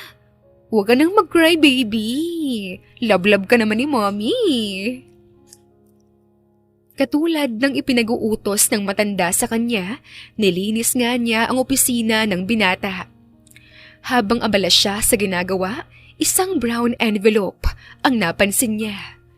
Napakunot ang noo niya at sa hindi malamang dahilan, para bang may nagtutulak sa kanya na buksan iyon. Hindi naman siguro ako mapapatay ni Sir Quezon, no?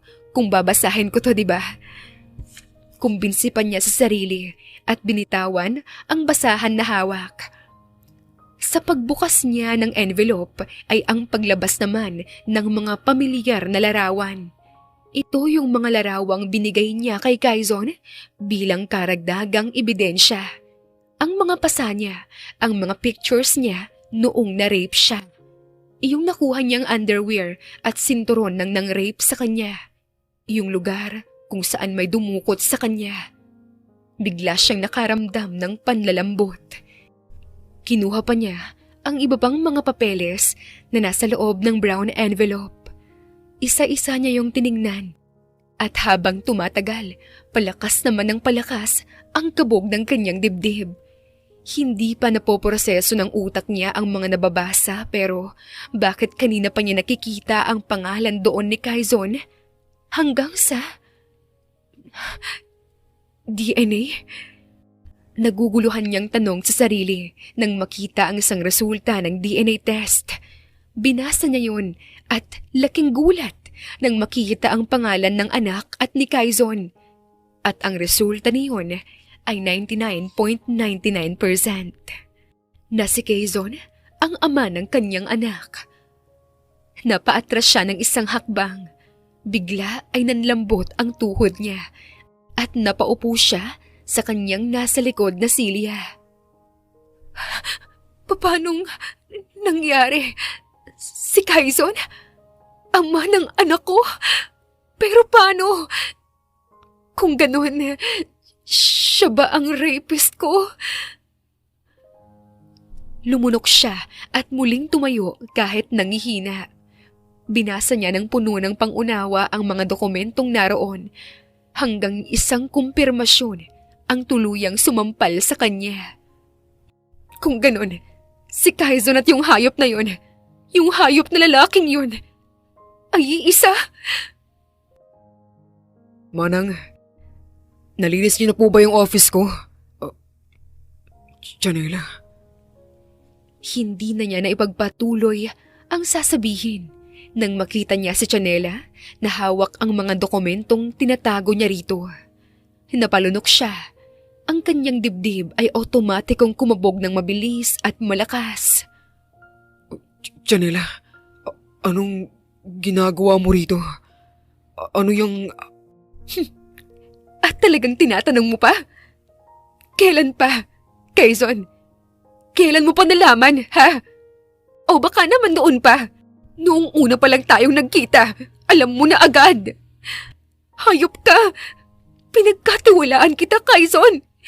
Pinahulog mo ako sa'yo! Nagpaka-importante ka sa buhay ko! Tapos ikaw pala yung rapist ko! Hayop ka, Quezon! Hayop ka! Saka siya sinugod at pinagsasampal sa dibdib niya. Janela, wait. Magpapaliwanag ako. Please, let me explain. Let me explain mo mukha mo! Ang lakas ng loob mo! Pinadiinin mo pa talaga ang anak ko nang walang permiso galing sa akin! Sino ka ba, ha? Rapist ka lang naman, di ba? Janela. Ano? Masaya ka na ba? Siguro naghuhugas kamay ka lang, no? Noong malaman mong tinakwil ako ng pamilya ko dahil sa'yo, siguro nung na-confirm mong anak mo nga si Kaylee. Kaya siguro, ang galing mo, no? Bigla kang bumait. Bigla kang naging concern. Bigla kang nagpo-provide ng needs ng anak ko. Kahit na hindi mo naman obligasyon. Yun pala, talagang obligasyon mo. Walang hiya ka, Quezon. Pinahulog mo ako sa patibong mo. Wala kang kwenta. Wala kang puso, Quezon. Janela, please, let me explain. Hindi ko sinasadya ang lahat. Sinet up lang nila ako. Hindi ko gustong gawin yun sa'yo. Nagsusumamong wika niya, saka hinawakan ang dalawang kamay ng dalaga at saka lumuhod sa harapan nito. Please, Janela, try to listen to me, please. Muli ay pagmamakaawa niya, ngunit galit at matinding kapuotan lamang ang nararamdaman ng dalaga. Gusto mong pakinggan kita? Bakit? Noong binaboy mo ba ako at umiiyak ako, nagmamakaawa ako sa'yo. Pinakinggan mo ba ako? Hindi, di ba? Napayuko si Quezon. Muli ay bumalik sa isip niya ang bangungot ng gabing iyon. I'm so sorry. Umiiyak niyang saad na hindi tumalab sa nagngangalit na puso ng dalaga. Ibinalibag na lamang niya sa ere ang kamay ng binata na nakahawak sa mga kamay niya at saka ito tiningnan ng masama. Pinagsisisihan kong pinagkatiwalaan kita at minahal kita, Quezon. Nakakasuka ka, nakakadiri ka. Daig mo pa ang mga kaluluwang sinusunog sa impyerno kahit nandito ka pa sa lupang humihinga. Karmahin ka sana. Galit na saad niya. At galit niyang kinuha ang umiiyak na si Baby Kaylee at saka umalis sa opisinang iyon ni Quezon. Hinabol naman siya ng binata hanggang sa sala. Subalit, hindi niya natinag si Janela. Sinama ng Celia at Cara naman ay gulat na gulat. Sinubukan din nilang habulin ang mag-ina subalit wala rin silang nagawa. Si Quezon tumakbo pa ng mabilis para lamang mahabol ang taksing sinakyan ni Janela. Subalit hindi rin naman niya ito nahabol. Sa loob ng taxi, patuloy pa rin ang dalaga sa pag-iyak. Nakatulala lamang siya. Masamang-masama ang loob sa ginawa ng binata. Muli siyang napatingin sa kanyang tiyan. Hindi ko mapapatawad ang sarili ko kung sakaling may laman ka. Isang beses na ako nagkamali. Naulit pa. Lumipas ang 10 taon.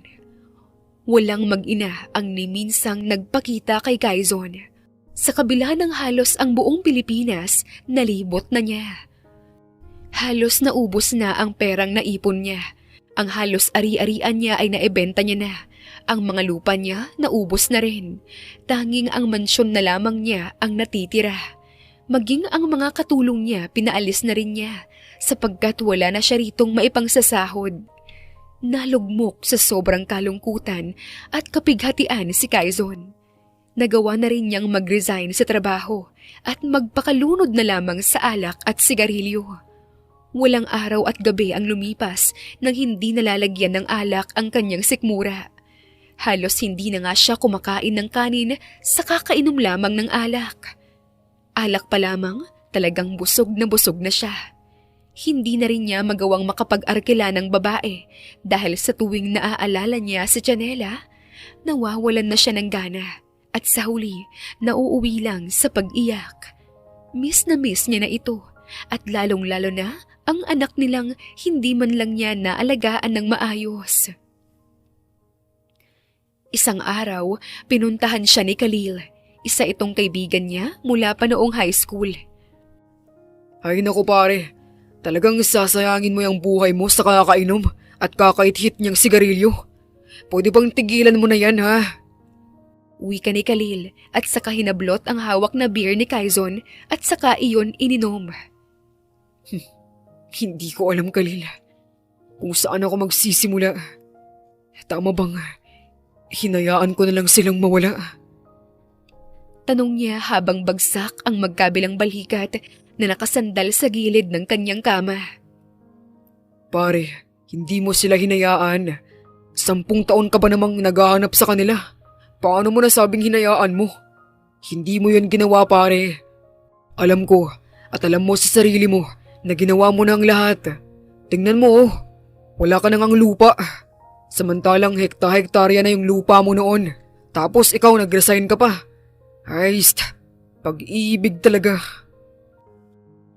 Saka lumagok ng alak. Alam mo, pare, para makapag-unwind ka naman, sumama ka na lang sa akin sa Japan. May business trip ako doon sa Makalawa. Isang business tycoon ang imimit ko. Hindi ba at noon palang mga bata tayo, pangarap mo nang makakilala ng business tycoon? Heto na yon. Sama ka na. Ako nang bahala sa ticket at passport mo. Kaya ko na yon. Wala akong gana, pare. Gusto ko na lang uminom at matulog. Tanga ka talaga, ano? Anito at si Khalil na ang nag-asikaso. Kinuha niya ang maleta ni Quezon at lahat ng sa tingin niya ay pwedeng suoting damit ng kaibigan. Pinagsisiksik niya sa maleta hanggang sa mapuno. Teka nga, pare, ano bang ginagawa mo, ha? Tanong na Quezon nang magkasalubong na ang kilay. Ang pinakaayaw pa naman niya sa lahat ay ang pinapakialaman ang mga gamit niya. Dahil doon ay napatayo pa siya. Subalit ang malokong si Khalil, hindi man lang siya tinapunan ng tingin at sa halip may tinawagan siya sa kanyang cellphone. Yes, hello? Ipag-ready mo pa ako ng isang ticket for Mr. Quezon Flores. Asikasuhin mo na rin ang passport niya. ASAP. Sa Makalawa ang flight ko. Kailangan magkasabay kami. Maliwanag? Okay, thank you. Saka nito binaba ang tawag. Pagkatapos ay nilingon niya ang kaibigan na magkasalubong na ang kilay. What the fuck are you doing, Khalil? Nothing. Wala kasi akong muchacha sa flight ko. Kaya wala kang choice kundi ang sumama. Okay na ang maleta mo, ang ticket at passport mo. Be ready sa Makalawa, bro. Sarkastikong wika nito at tinapik pa ang balikat niya sabay kindat at saka lumayas. Napabuntong hininga na lamang si Quezon. Ay, sira ulo ka talaga. Sa mismong araw ng flight nila, walang nagawa si Quezon. Kahit labag sa loob ay nakarating siya ng airport hanggang sa nakarating sa Japan. Kinabukasan lang din noon, nagpunta na nga sila sa isang napakalaking company roon at nakipag-meet sa business tycoon na sinasabi ni Khalil. Hanggang isang katotohanan ang tila sumampal sa buong pagkatao at kaluluwa ni Quezon. Chanela? Nanlalaki ang mga mata at laglag ang pangangtawag ni Quezon sa pangalan ng isang napakaganda, napakatangkad at napaka-eleganteng babae na siya palang business tycoon na sinasabi ni Khalil. Ano, pare? Ayaw mo pang sumama, ha? Ay, ikaw, ha? Pangaasar pa ni Khalil at saka kinausap na si Chanela at naglakad na sila papasok sa conference room habang si Quezon naiwang tulala at hindi makapaniwala. Paano nangyari? Si Chanela? Business tycoon dito sa Japan? Paano? Dahil sa sobrang pagkaintriga, pinagkakatok ni Quezon ang pinto ng conference room. Subalit, kahit anong paghuhumiyaw niya sa labas, hindi niya mabuksan-buksan ang pinto dahil nakalak yun at puro matataas at mayayamang stakeholders ang mga naroon. Dahil hindi mapakali at gulong-gulo sa mga nangyayari, sinubukan niyang isearch sa internet ang pangalan ni Chanela. At doon siya tuluyang nawindang nang malamang si Chanela pala ang tagapagmana ng Channel and Jewelries Corporation Company sa Japan. Ngayon lamang din niya nalaman na ang pangalan ng tatay nito ay si Mr. Ricardo Guwa, ang napakasikat na business tycoon na matagal niya nang tinitingala. Nasampal niya ng malakas gamit ang isang kamay ang kaliwa niyang pisngi. Totoo ba ito? O nananaginip lang ako? Yung dating palaboy-laboy sa kalsada, anak pala ng sikat at kilalang personalidad sa ibang bansa, na ngayon ko lang nalaman. Diyos ko, mabubuwang na yata ako. Uwi ka ni Quezon at napasabunot sa sariling buhok habang nakasandal sa pader. Doon ay nagpadaos-dos siya ng upo na sakto namang pagbukas ng pinto.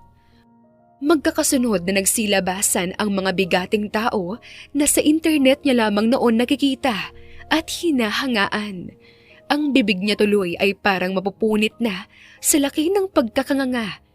Hanggang si Chanela naman ang sumunod na lumabas at ni kahit tapunan siya ng tingin, hindi man lang nito ginawa. Dahil doon, mabilis siyang tumakbo at hinabol ito.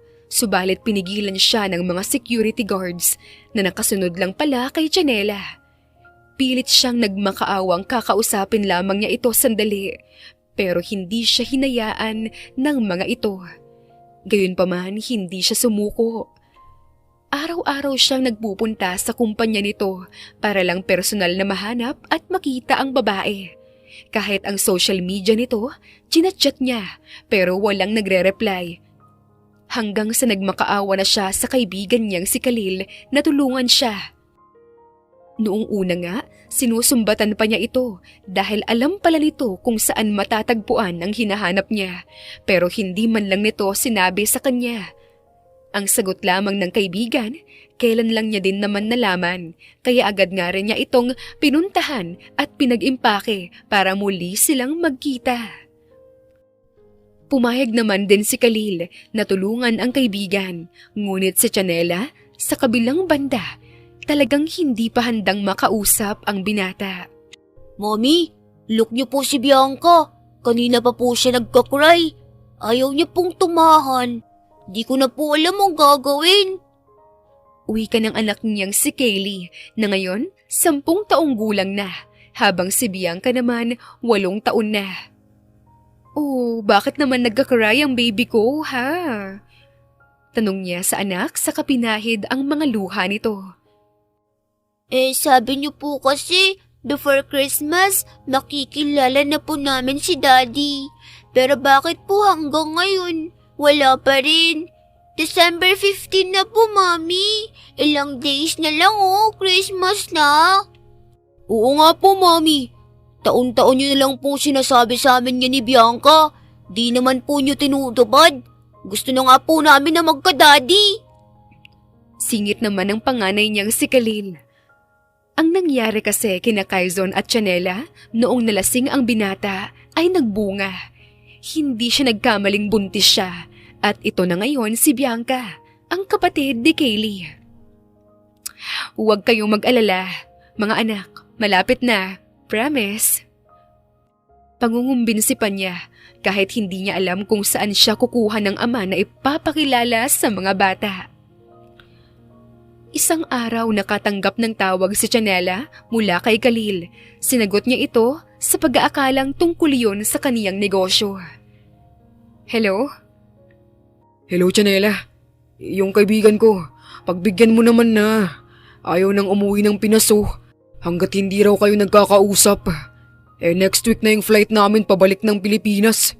Baka maiwan to ng eroplano. I'm sorry, Khalil. Pero busy ako. Full ang sked ko. Wala akong free time. Kahit ba 3 minuto, hindi ka makahanap ng oras. I-set aside mo muna ang galit mo para sa mga anak mo, Chanela. Hindi naman sa kinakampihan ko si Quezon dahil mali siya.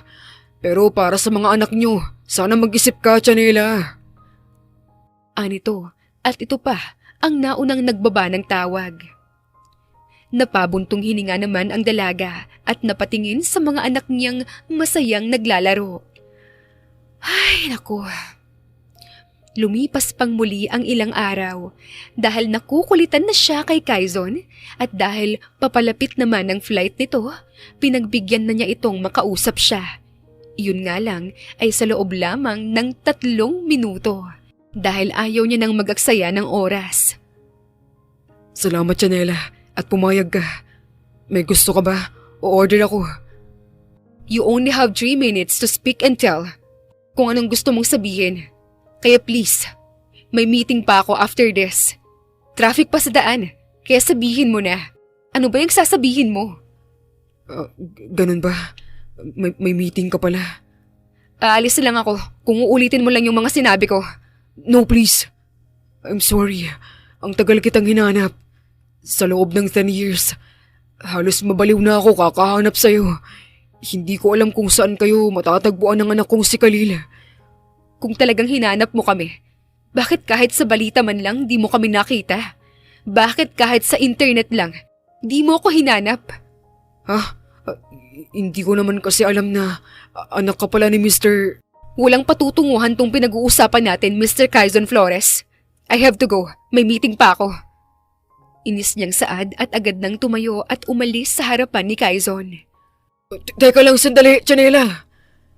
Pigil niya at muling sinubukang habulin ang babae, ngunit nakasakay na ito sa isang mamahaling kotse. Sinalubong pa nga ito ng isang gwapong lalaki na pakiramdam niya, nobyo pa yata ng babae. Hinalikan pa kasi nito ang kanyang kamay bago pinapasok ng kotse. Naibagsak tuloy ni Quezon ang magkabilang balikat. Pinaghandaan pa naman niya ang araw na to, ganun-ganun lang. Wala na rin pang dahilan para magpaliwanag pa siya dahil kahit anong gawin niya, kung may nobyo na ito, wala na rin silbi pa ang lahat. Samantala, bigla namang tumawag si Khalil sa kanyang telepono. Kinuha niya yon sa kanyang bulsa at sinagot. Ano, kumusta? Nariyan na ba siya? Khalil, umuwi na tayo. Malungkot niyang saad sa kabinaba ang tawag. Si Khalil naman sa kabilang banda ay natulala. Bigla siyang nakaramdam ng sakit para sa kaibigan. Ay, kahit kailan talaga malas ka sa pag-ibig. Pagka-uwi ni Quezon at Khalil sa Pilipinas, ang bar ang unang pinuntahan ni Quezon. Nagpakalangu siya roon sa alak at nanigarilyo hanggat gumagana pa ang kanyang baga. Pagkatapos nakipagbasag ulo at paulit-ulit na naghamon ng away. Kung kani-kanino na rin siya nakipagtalik hanggang sa inabot na siya ng 3 araw sa bar na yon nang walang labasan. Ang lahat kasi ng natitirang laman ng bangko niya, binigay niya na sa may-ari ng bar. Wag lang siyang paalisin agad. Ipinagpatuloy ni Quezon ang ganoong gawain hanggang sa nalubog pa siya sa utang dahil sa paggamit na rin niya ng ipinagbabawal na gamot. 1 taon pa ang lumipas, bigla na lamang isinugod sa ospital si Quezon nang maabutan ni Khalil na sumusuka na rin ito ng dugo. Yun pala ay dahil meron na itong stage 3 lung cancer at lumalala na raw ito at kumakalat na sa iba pang bahagi ng kanyang katawan. May nakita pa sa kanyang ibang mga sakit dahil sa bisyo niya. Pakiramdam ni Quezon, mawawala na siya anumang oras. Habang mag-isa sa kwarto, napatulala siya sa kisame. Siguro, ito na ang kabayaran ko sa lahat ng nagawa kong kasalanan sa'yo, Janela. Kung ito man ang karama ko, masaya akong tatanggapin to. Mapatawad mo lang ako. Mahal kita at mahal na mahal ko kayo ng anak natin. Sana isang araw, ikaw at ako ay muling magkita at magkakilala sa isang maayos at magandang paraan. Salamat, Janela. Bulong niya sa kadahan-dahang pumikit. Nang sandaling iyon, biglang bumaba na rin ang oxygen sa kanyang katawan. Humina na rin ang pagtibok ng puso niya. Sakto naman sa pagdating niyon si Khalil, kaya't nakatawag pa siya ng mga nurse at doktor at sa kabutihang palad na iligtas nila si Quezon. Dahil sa takot na baka tuluyang mawala ang kaibigan at hindi matupad ang kaisa-isa nitong hiling na makita ang kanyang mag-ina, muling bumalik ng Japan si Khalil para lamang sunduin si Chanela.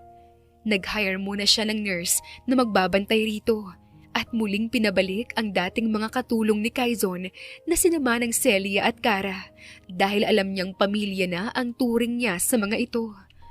Baka kahit papaano, madagdagan ang rason ni Quezon para mabuhay, lalo na at wala na itong pamilya. Chanela! Sigaw ni Khalil nang makita niya ang babae na papaakyat na sana ng elevator. Khalil, anong ginagawa mo rito? Chanela, wala nang oras. Kailangan mo nang bumalik ng Pilipinas. Kayo ng anak mo. Ha? Bakit? Ang dami ko pang meeting with the stakeholders. Iyan pa bang unang iisipin mo? Si Quezon nasa ospital. Meron siyang stage 3 lung cancer at critical na yung buhay. Kailangan mong umuwi na, Chanela, kasama yung anak mo. Please. Kahit sa huling pagkakataon lang, pagbigyan mo naman si Quezon. Kahit sa huling sandali, hayaan mo namang makilala ni Kylie, ang tatay niya. Hindi na napigilan pa ni Khalil ang maluha. Oo at lalaki siya, pero ang makita niya ang kaibigang nasa ganoong sitwasyon, kahit tao magagawa niyang patayin. Huwag lang may sumagabal sa mga gusto ng kaibigan niya. Si Quezon? Tumango si Khalil at biglang nanlambot naman si Chanela. Mabilis siyang inalalayan ng mga security guards niya. Igayak niyo sina Kylie at Bianca! Igayak niyo ang mga anak ko! Ngayon din! Bilisan niyo! Sigaw niya sa mga security guards at napahagulgol na sa pag-iyak. Secretary Kim, ipahanda mong eroplano ni Daddy! Bilisan mo! Muli ay sigaw nito. Saka tiningnan si Khalil na namumugto na ang mga mata. Bakit ngayon walang sinabi sa akin, Khalil? Hindi ko kaya. Hindi ko mapapatawad ang sarili ko kapag may nangyaring masama sa kanya. Nang mismong araw na yon, nakalipad sila pabalik ng Pilipinas. Dumiretso sila sa ospital kung saan naka-admit si Quezon. Halos gumuho ang mundo ni Chanela nang makita ang pinakamamahal na lalaki na napakaraming aparatong nakalagay sa katawan at nire-revive na ng mga doktor at nurse. Diyos ko! Anong nangyari kay Quezon? Sigaw niya at halos kapusin na rin siya ng paghinga dahil sa kakaiyak. Niyakap naman siya ng kanyang mga anak na umiiyak na rin at sumisigaw ng daddy. Habang sinama ng Celia at Cara ay hinahagod na rin ang likod niya. Bumalik kay Chanela ang lahat ng pagsisisi. Sana pala hindi na lang siya nagmatigas. Sana pala inunawa na lamang niya ang sitwasyon at hindi nagpadala sa galit.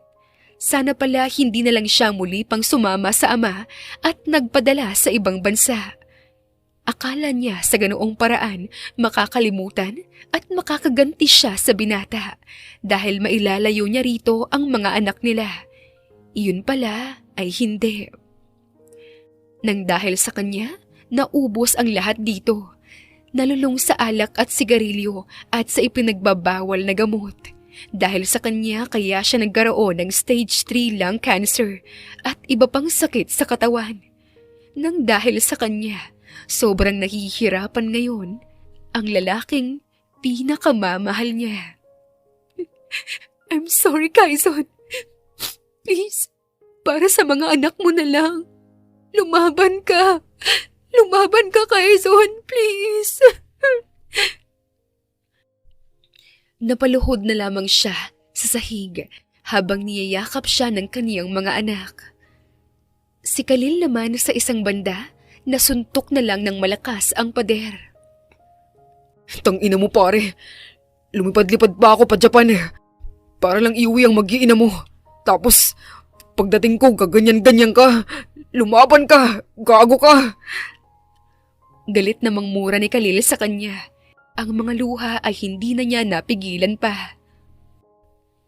Samantala, tila isang milagro na ang nawawalang oxygen at bumabagsak na heartbeat ng binata ay unti-unting tumaas at bumalik sa normal. Sa awa ng Diyos, sa pangalawang pagkakataon na inatake ito, nagawa pa rin nitong makaligtas.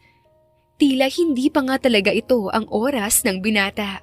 Meron pa siyang misyon na kailangang tapusin. Subalit, sa kasamaang palad, nakomatose nga lang ito dahil sa nangyari. Gayunpaman, inalagaan siya ni Chanela ng buong pag-iingat at pagmamahal. Hindi siya umaalis sa tabi nito at naghihintay siya sa muling paggising nito. Mabilis na lumipas ang kalahating taon. Sa araw ng kaarawan ng kanyang bunsong anak ay ang pagkakaroon ding muli ng malay ng binata. Dahil doon, naghalo ang saya at galak sa kanilang mga puso.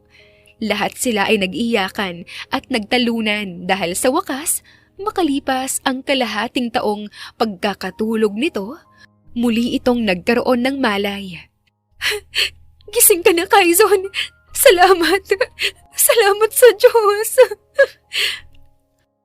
Walang tigil sa pag-iyak si Chanela habang paulit na hinahalik-halikan ang noo nito.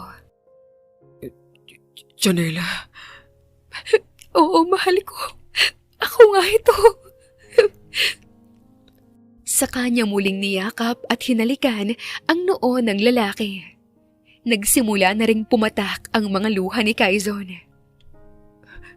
Chanela, bumalik ka na. Oo, mahigit na kaming 6 months ng mga anak mo dito. Kami ang nagbabantay sa'yo at nag-aalaga. Nangunot naman ang noo ni Kaizon. Tila hindi maintindihan ang sinasabi ni Chanela. Nakomatose ka dahil 2 beses kang inatake. Tungkol naman sa mga anak natin. Oo, Kaizon. Mga anak. Hindi lang si Kylie, kundi pati na rin si Bianca, ang bunso natin. Pinalapit niya ang 2 bata at kumaway naman sila sa kanilang ama. Tiningnan naman ng naguguluhan at naluluhang si Kaizon ang 2 mga bata. Anak ko sila. Pati si Bianca. Naaalala mo ba nung nalasing ka at may nangyari sa atin? Ayan na yung bunga. Big girl na. Hello, Daddy! Bati naman ni Bianca at sa kaniyakap at pinaghahalikan ang mukha ni Kaizon. Siyempre, hindi rin naman nagpahuli si Kylie. Hello, Daddy ko! Bati pa nito at maging ang kilikili ng ama, pinaghahalikan din niya. Yun kasi ang panglambing niya sa mommy niya. Ang halikan ang kilikili nito. Ngunit, nang ang kilikili na ng kanyang ama ang hinalikan niya, nanlaki ang butas ng ilong niya at napaatras sabay takip ng ilong. Baho naman, Daddy!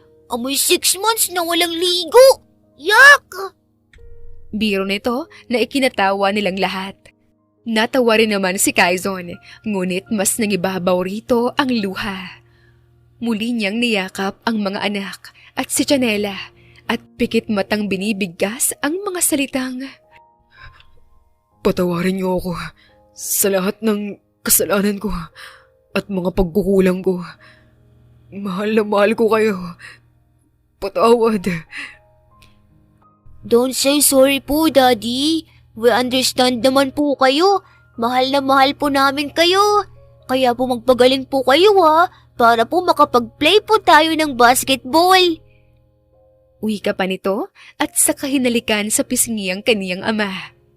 At ng Barbie din po. Singit naman ni Bianca at pinapakita pa ang kanina pang hawak na Barbie.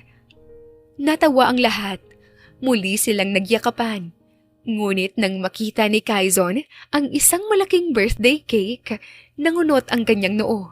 Binasa rin niya ang nakapaskil na pangalan At nang malaman niyang kaarawan ni Bianca, muli siyang napaluha at niyakap ito ng mahigpit. Happy birthday, bunso ko. Salamat po, Daddy. Best birthday ever. May daddy na kami ni Kuya. Yay! Maraming salamat po talaga, Papa Jesus, kasi tinupad niyo po yung wish ko na magising na si Daddy. Tumalon-talon pa ang dalawang bata sa saya. Nag-celebrate sila ng araw na yon. Ngayon ay napagtanto ni Quezon na pagkatapos niyang ma-diagnose ng stage 3 lung cancer, 2 beses atakihin sa puso at 6 months na comatose, hindi pa rin siya nababawian ng buhay. Iyon ay dahil may misyon pa siya sa mundong yon, at iyon ay ang magpakaama at magpakaasawa sa kaniyang pamilya. Kaya ginawa niya ang lahat para magpalakas muli. Lahat ng bilin ng doktor ay kanyang sinunod at umiwas sa mga bawal. Nang tuluyan siyang makarecover at makabawi ng lakas, agad niyang inalok ng kasal si Chanela na alam niyang habang buhay niyang mamahalin at pagsisilbihan hanggang sa huling sandali ng buhay niya. Mr. Flores, you may now kiss the bride. Saad ng pari matapos silang ideklara na mag-asawa na. Dahan-dahang itinaas ni Quezon ang belo na tumatabing sa kagandahan ng asawa. Muli siyang naluha at kahit anong gawin niya, hindi niya yun mapigilan. Maging si Chanela ay naluha na rin at ang lahat ng taong laman ng simbahan na nakakaalam ng kanilang naging love storying dalawa. Chanela, mahal ko. Salamat sa pangalawang pagkakataon. Salamat sa panibagong pag-asa sa buhay ko. Salamat sa regalong mga anak. Salamat sa pagkumpleto sa buhay ko. Salamat sa pagpapatawad at pag-unawa. Salamat sa pagmamahal na walang katumbas. Mahal na mahal kita at habang buhay kitang mamahalin hanggang sa huling sandali ng buhay ko. Asawa ko. Bulong ni Quezon at siniil ng halik ang babaeng napahagulgol na rin ng iyak. Nagsigawan ang mga taong laman ng simbahan. Saksi si naman ng Celia, Cara at Khalil sa kanilang pagmamahalan. Sina Kaylee at Bianca naman na nasa paanan lang nila habang silang dalawa ay naghahalikan ay naghahagik-gikan. Uy, mukhang magkakaroon